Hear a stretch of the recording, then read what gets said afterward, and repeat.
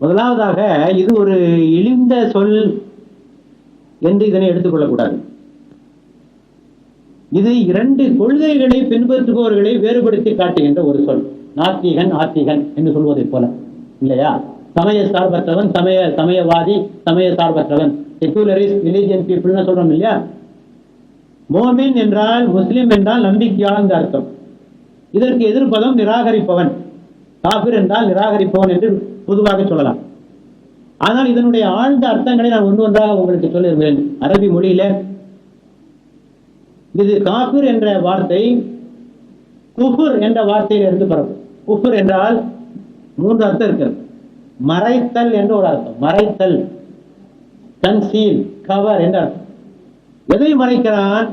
இறைவன் இருக்கிறான் என்பதும் இறைவன் ஒருவன் தான் என்பதும் மனிதனுடைய உள்ளத்திலே இருக்கிறது. இதை யாராலும் மறக்க முடியாது. மனித இயற்கைக்கு ஒத்து போகக்கூடியது. இறைவன் இருக்கிறான் என்பதும் இறைவன் ஒருவன் தான் என்பதும். இதை ஒருவன் இந்த உணர்வை திரையிட்டு மறைத்தால் அதற்கு பேர் குஃபுர், மறைத்தல். அதை சொல்பவனுக்கு பேர் காஃபிர். இறைவன் ஒருவன், இறைவன் உண்டு என்பதை ஒருவன் மறுத்தால் அவனுக்கு பேர் காஃபிர்.